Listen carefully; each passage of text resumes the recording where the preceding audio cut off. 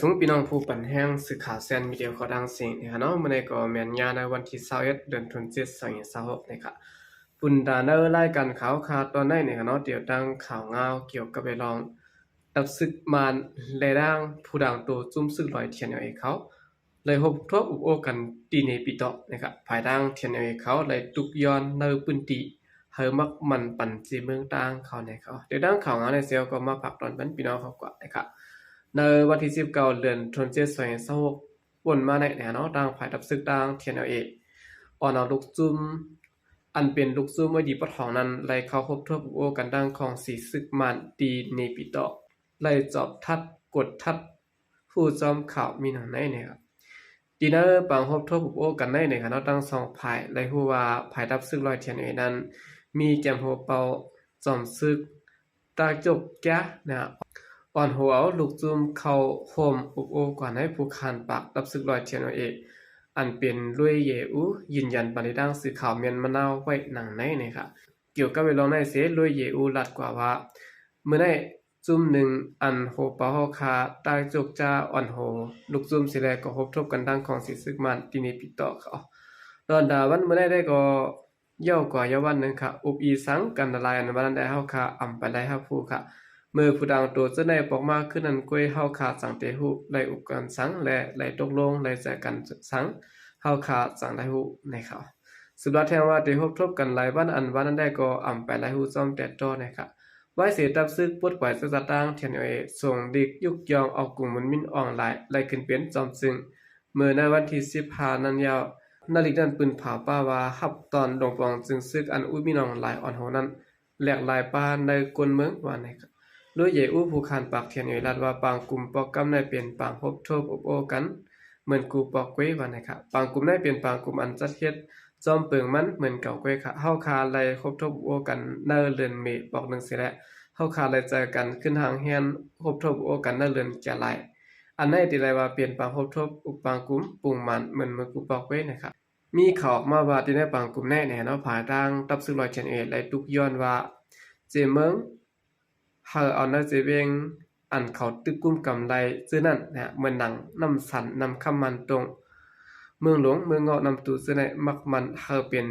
เจเมืองปะลองกว่าปานนี้ครับย้อนเบอร์ผายเมืองเคเขาอยู่กลางคับคึงปันแลตับซึกมาในดังตับซึกลอยเทียนเอเขามีขอลายสายลงลายมือกึดตึกกันรวยลีโคมไม้หายกินกว่าในวันที่28เดือนธันวาคมในปี2025สิแลว่าสินั้นก่อนในวันที่15เดือนธันวาคม2026นั้นตับซึกเทียนเอไล่ส่งลีกยุกยองเอากรุงมุนอันมินออนไลน์ไล่ขึ้นเป็นจอมจึงนั่นอยู่นะครับ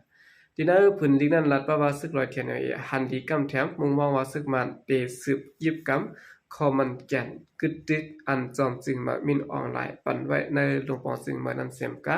เปื้อนหลวงมันเฮาคามุงมองว่าเตียวรายการเมืองสิแลกิเลสปัญหาการเมืองกว่าหนังกัดเย็นๆนะครับไว้สิผู้นำตับซึกมันไล่ขึ้นเปลี่ยนจอมจึงเยาะเนอปางกุมอันจะเฮ็ดปอกกำหนึ่งนั้นไล่ผิดหมอกข้องเอาจมยิบกองกลางเจ้าคือนะครับเนาะเจือนลงลายมือกึดตึกแลเจือไปลงลายมือเขาเฮาครบทบโอลองงำเย็นกันตั้งตับซึกมันในวันที่20ในวันที่31เดือนกันยายนไว้เปลี่ยนวันเดือนสุดนะครับหลังนั้นจุมซึกว่าตั้งจุมเมืองละอันมีตีแลนดินแข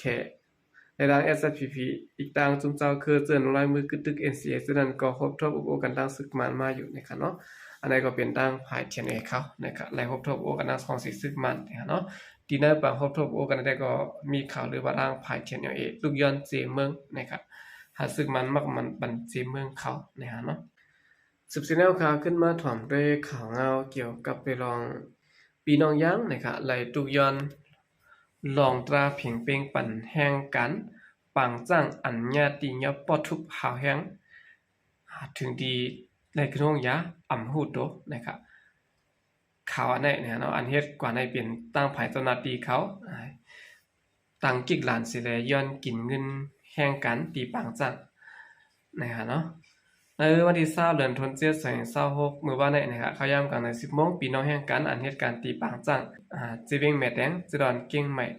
เนาะอำนันเอิงเมแตงนะครับเนาะจีเวงเก่งใหม่นะครับเมืองไทยอ่อนกันมาสู่กันตีนาโฮงปริคานภูทรจีเวงเก่งใหม่เสียและตุกย้อนหามีรองตราเพ่งเป้งกัน